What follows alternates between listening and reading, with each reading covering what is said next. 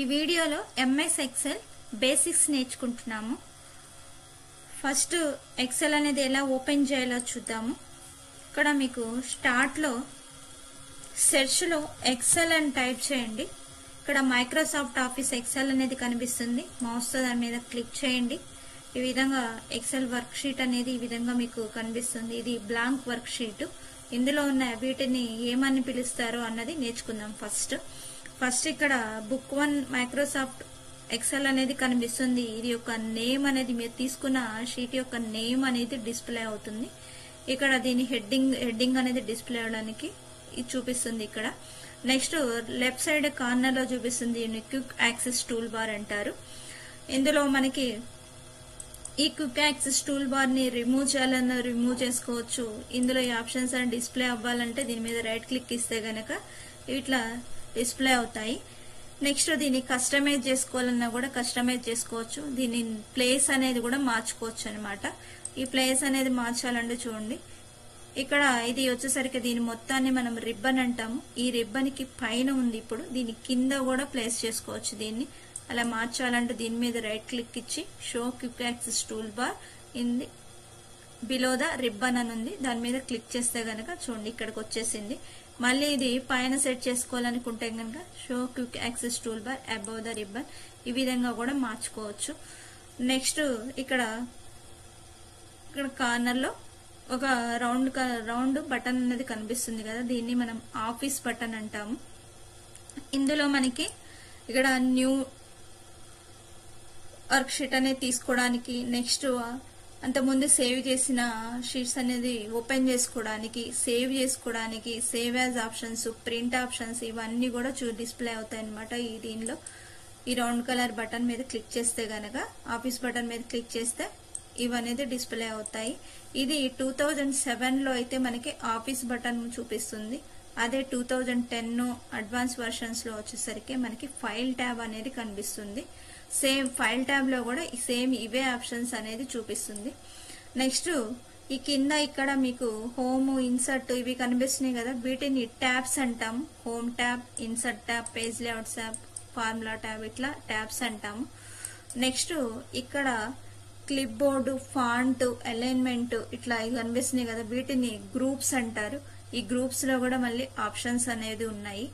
తర్వాత కింద clip board కింద ఇక్కడ బాక్స్ కనిపిస్తుంది కదా, దీన్ని నేమ్ బాక్స్ అంటారు.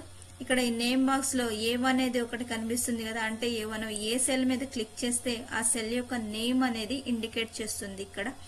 తర్వాత దీని పక్కనే ఉంది ఫార్ములా బార్. మీరు ఏదైనా ఫార్ములా అనేది యూజ్ చేస్తున్నప్పుడు ఆ ఫార్ములా అనేది ఇక్కడ డిస్ప్లే అవుతుంది అనమాట. దీన్ని ఫార్ములా బార్ అంటారు.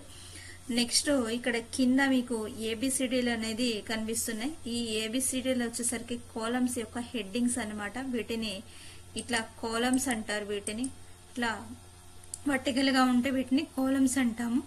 మీరు ఏ లెటర్ మీద క్లిక్ చేస్తే ఆ కాలమ్ అనేది సెలెక్ట్ అవుతుంది. అట్లాగే లెఫ్ట్ సైడ్ 1 to 3 కనిపిస్తున్నాయి. ఇవి రోస్ యొక్క హెడ్డింగ్స్.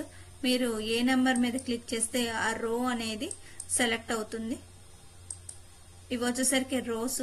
ఇక్కడ కాలమ్స్ నెంబర్ ఆఫ్ ఉంటాయి, రోస్ కూడా నెంబర్ ఆఫ్ ఉంటాయి. ఎన్ని రోస్ ఎన్ని కాలమ్స్ ఉన్నాయి తెలుసుకోవాలనుకుంటే గనక, ఒకవేళ కాలమ్స్ ఎన్ని ఉన్నాయో తెలియాలంటే మీ కీబోర్డ్ లో కంట్రోల్ పట్టుకొని డైరెక్షనల్ కీస్ లో రైట్ ఆరో ప్రెస్ చేయండి. లాస్ట్ ఎండింగ్ కాలమ్ అనేది చూపిస్తుంది. అదే ఫస్ట్ స్టార్టింగ్ కి రావాలంటే కంట్రోల్ పట్టుకొని లెఫ్ట్ ఆరో ప్రెస్ చేయండి. స్టార్టింగ్ కి వచ్చేసాం. అట్లాగే రో ఎన్ని ఉన్నాయో తెలుసుకోవాలంటే కంట్రోల్ పట్టుకొని డైరెక్షనల్ కీస్ లో డౌన్ ఆరో ప్రెస్ చేయండి. లాస్ట్ ఎండింగ్ రో అనమాట ఇది. అదే స్టార్టింగ్ కి వెళ్ళాలంటే కంట్రోల్ అప్ ఆరోకి వస్తే కొడితే గనక మీ స్టార్టింగ్ రోక్ అనేది వస్తారు. నెక్స్ట్ ఇక్కడ ఈ రిబ్బన్ ని మనము మినిమైజ్ చేసుకోవచ్చు, మాక్సిమైజ్ చేసుకోవచ్చు. ఒకసారి మీకు ఇక్కడ ఆప్షన్స్ ఏమీ కూడా డిస్ప్లే అవ్వవు. అప్పుడేమవుతుందంటే ఈ రిబ్బన్ అనేది మినిమైజ్ అయింది. మీరు చూడండి, దీని మీద డబల్ క్లిక్ చేయండి.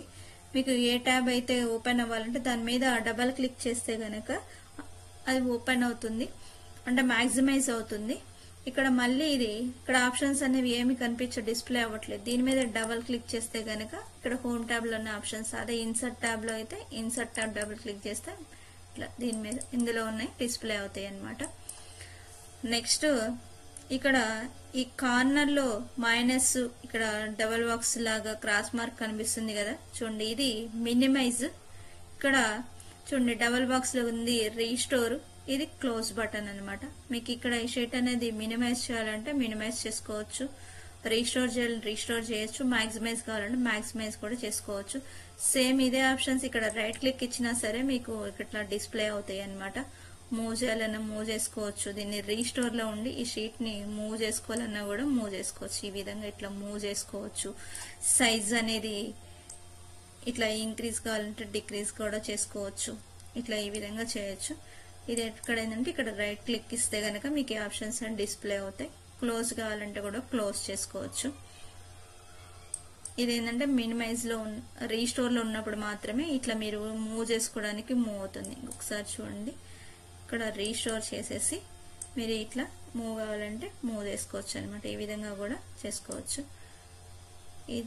లేకపోతే ఇక్కడ యారోస్ చూపిస్తుంది కదా, ఇట్లా ఈ విధంగా కూడా ఇలా కూడా చేసుకోవచ్చు అనమాట. ఇట్లా లెఫ్ట్ సైడ్ కావాలన్నా కూడా ఇట్లా ఈ విధంగా.